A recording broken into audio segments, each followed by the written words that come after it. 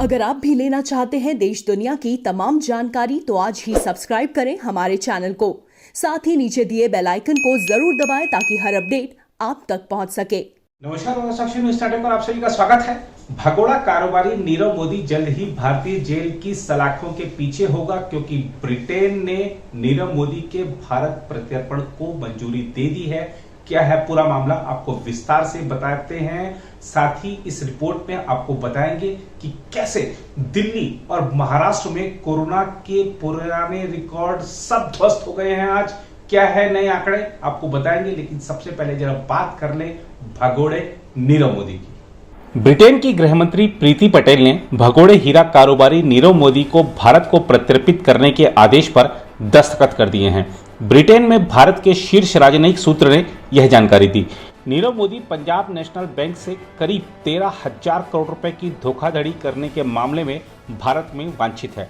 इस समय दक्षिण पश्चिम लंदन की वॉन्ड्सवर्थ जेल में बंद 50 वर्षीय नीरव मोदी के पास गृह मंत्री के आदेश को लंदन के उच्च न्यायालय में चुनौती देने के लिए 14 दिन का समय है। इस साल 25 फरवरी को वेस्टमिंस्टर मजिस्ट्रेट की अदालत ने फैसला दिया था कि हीरा कारोबारी के खिलाफ भारतीय अदालत में चल रहे मामले उसे शामिल होना चाहिए और प्रत्यर्पित करने का फैसला कैबिनेट मंत्री पर छोड़ दिया।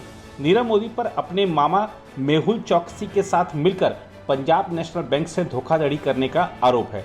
करीब 2 साल की कानूनी लड़ाई के बाद जिला न्यायाधीश सैमुअल गुजी ने फैसला दिया कि नीरव मोदी के खिलाफ मामला है, जिसका जवाब उसे भारतीय अदालत में ही देना है, लेकिन ऐसा कोई सबूत नहीं है जिससे संकेत मिले कि भारत में उसके खिलाफ निष्पक्ष सुनवाई नहीं होगी। न्यायाधीश ने मानवाधिकार संबंधी चिंताओं को भी खारिज कर दिया, जिसमें नीरव मोदी ने कहा था कि उसकी चिकित्सा जरूरतों का समाधान भारत सरकार के कई आश्वासनों के तहत नहीं होगा। न्यायाधीश ने रेखांकित किया, मैं संतुष्ट हूं कि नीरव मोदी के मामले में जो सबूत हैं वह उसे पंजाब नेशनल बैंक धोखाधड़ी मामले में दोषी ठहरा सकते हैं। प्रथम दृष्टया मामला बनता है। उन्होंने कहा कि सीबीआई ईडी द्वारा लगाए गए आरोप प्रथम दृष्टया स्थापित होते हैं। ये आरोप हैं धन शोधन, गवाहों को धमकाना और सबूतों को मिटाना। ब्रिटिश प्रत्यर्पण कानून 2003 के तहत न्यायाधीश अपने निष्कर्षों से गृह राज्य मंत्री को अवगत कराते हैं।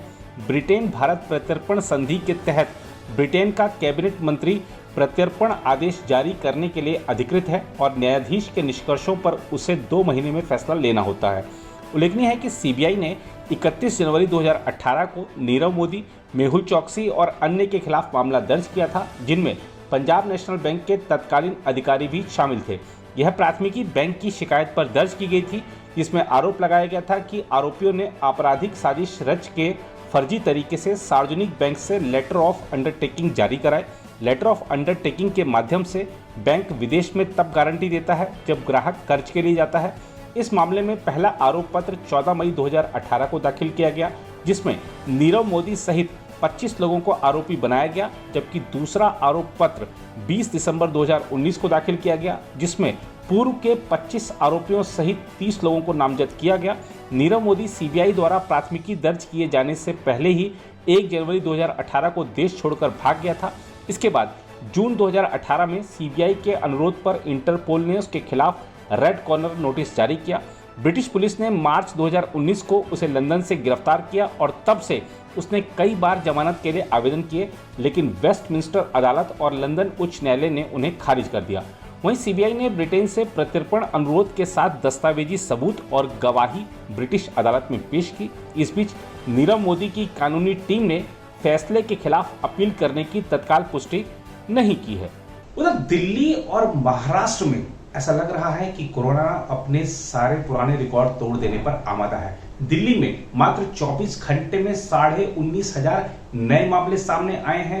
एलएनजेपी अस्पताल से तो ऐसी तस्वीरें भी सामने आई कि एक ही बेड पर 2-2 पेशेंट मौजूद हैं। और महाराष्ट्र की बात करें तो पिछले 24 घंटे में 64,000 के आसपास नए मामले दर्शाते हैं कि किस कदर बुरा हाल महाराष्ट्र का हो रखा है। दिल्ली में आज रात्रि यानी शुक्रवार रात्रि से वीकेंड कर्फ्यू भी लागू हो गया है। आपको बताते हैं कैसे आपको ई पास मिल सकता है, ताकि अगर आप आवश्यक सेवाओं से जुड़े हैं, अगर आप परीक्षा देने जा रहे हैं, अगर आप किसी जरूरी काम से जा रहे हैं, तो आपके आवागमन में कोई परेशानी ना हो, आइए आपको बताते हैं कैसे ई पास मिल रहा है और किनको ई पास मिल रहा है। उधर दिल्ली में कोविड-19 के अब तक के सर्वाधिक 19,486 नए मामले सामने आए और संक्रमण से 141 लोगों की मौत हो गई। यह राजधानी दिल्ली में अभूतपूर्व स्थिति को दर्शाता है। इस बीच दिल्ली में आज रात्रि से वीकेंड कर्फ्यू भी शुरू हो गया है। दिल्ली सरकार ने ऐलान किया है कि जिन लोगों के पास वैध रात्रि कर्फ्यू ई पास है, उन्हें सप्ताहांत कर्फ्यू के लिए अलग से पास लेने की जरूरत नहीं है। ई पास उन लोगों को जारी किए जा रहे हैं जो आवश्यक सेवाओं में कार्यरत हैं, लेकिन उनके पास सरकारी पहचान पत्र नहीं है। उधर केंद्र सरकार के जैव प्रौद्योगिकी विभाग ने कहा है कि देश में विकसित कोविड-19 रोधी टीके कोवैक्सीन के उत्पादन में तेजी लाई जाएगी और सितंबर तक हर महीने इसकी 10 करोड़ खुराक तैयार होने लगेंगी। मंत्रालय ने कहा है कि मई जून तक इस टीके का उत्पादन दोगुना कर दिया जाएगा और विभाग ने उत्पादन क्षमता को बढ़ाने के लिए सार्वजनिक क्षेत्र की 3 कंपनियों को लगाया है। कुछ सप्ताह पहले अंतर मंत्रालयी टीमों ने यह जानने के लिए भारत में 2 मुख्य टीका विनिर्माताओं के स्थलों का दौरा किया था कि उत्पादन में किस तरह तेजी लाई जा सकती है।